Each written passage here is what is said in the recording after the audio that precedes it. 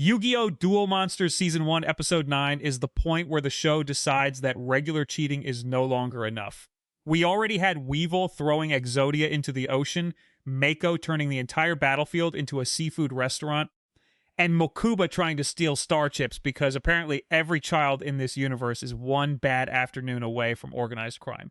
Now the show brings in Ghost Kaiba, because when Pegasus cannot solve a problem with money, kidnapping, or eye-based witchcraft, he apparently just prints a haunted version of an emotionally damaged billionaire and sends him into the woods. The episode starts with Yugi still dealing with the fallout of Mokuba being captured by Chemo, one of Pegasus's security men.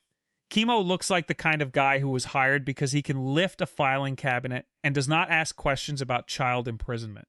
He brings out Kaiba, or at least something that looks like Kaiba, and the show treats this like a horrifying supernatural reveal. To be fair, if you are Mokuba, seeing your brother appear as a ghost is probably traumatic. If you are everyone else, it mostly raises a different question, which is how many versions of Kaiba this island has lying around.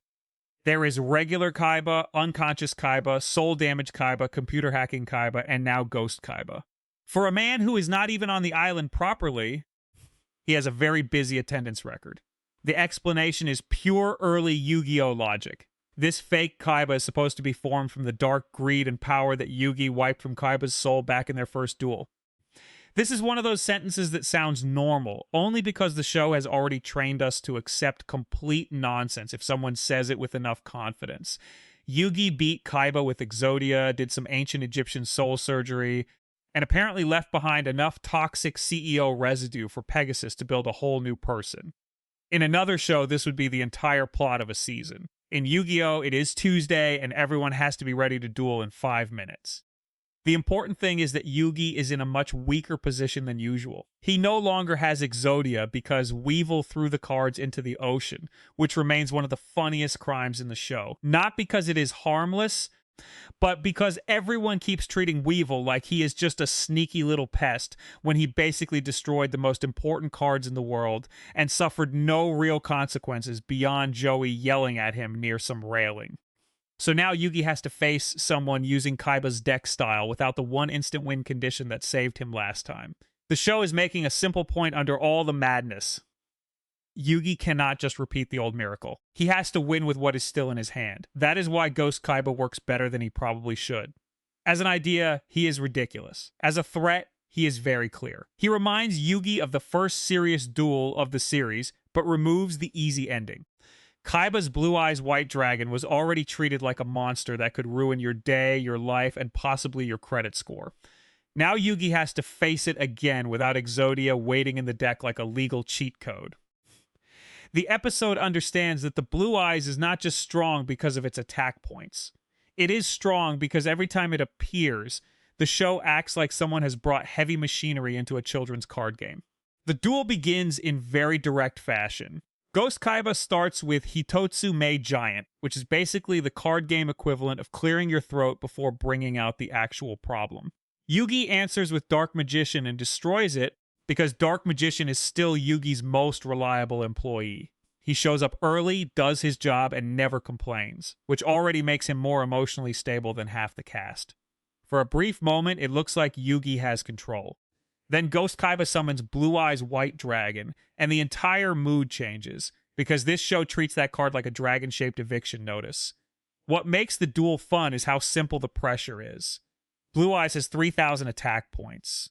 Dark Magician has 2,500. The math is not complicated, which is good, because Duelist Kingdom rules are usually written like Pegasus invented them during a fever. If the Blue Eyes attacks directly into Yugi's position, Yugi is in real trouble.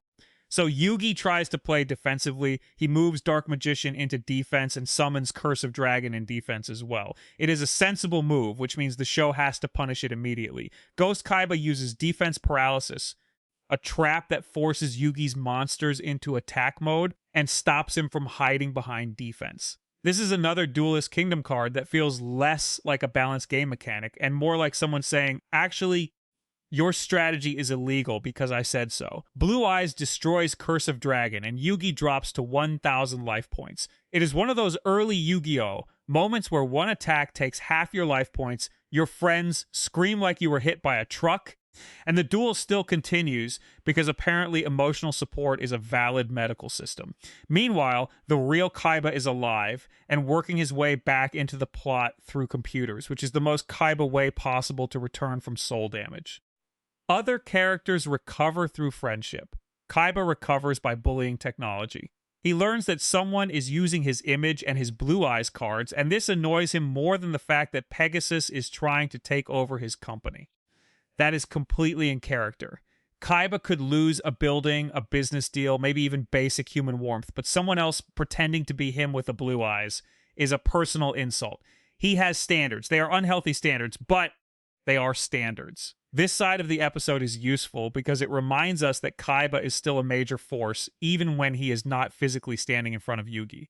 Pegasus thinks he can use Kaiba as a prop, but Kaiba is not built to stay as anyone's prop for long. He is too angry, too proud, and too committed to solving every problem like a hostile takeover. The show is already setting up the real Kaiba as someone who may hate Yugi, but still hates being controlled even more. That does not make him heroic exactly. It just means his ego occasionally points in a helpful direction.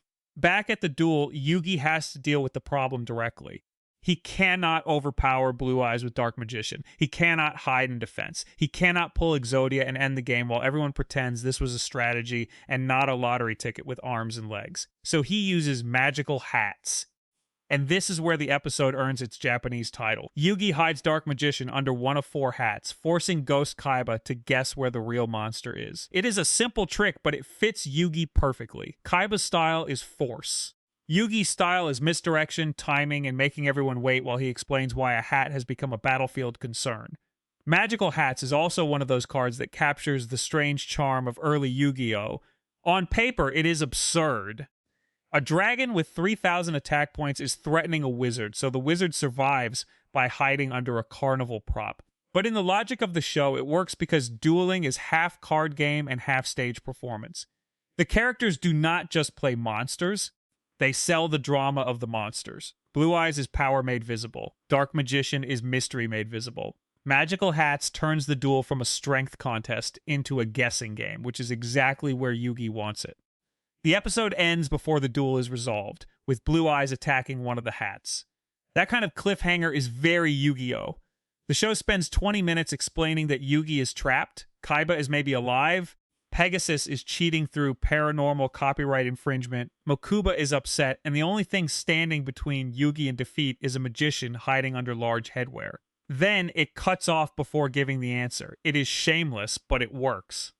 By the end, the duel is no longer just about beating Ghost Kaiba. It is about whether Yugi can win without the cards that made him unbeatable the first time. Episode 9 is not the cleanest or most logical episode, but that is almost the point. It is Duelist Kingdom at full strength, strange rules, huge reactions, supernatural nonsense, and a villain who treats the tournament like a theme park built by a criminal magician. But underneath all of that, the episode has a solid purpose. It strips Yugi of his safest weapon and forces him to prove he is more than Exodia. The fake Kaiba brings back the shadow of Yugi's first major victory, and the Blue Eyes brings back the pressure that came with it. Yugi cannot win by remembering the old answer. He has to find a new one. And because this is Yu-Gi-Oh!, that new answer begins with putting his best monster under a hat and hoping a dragon guesses wrong.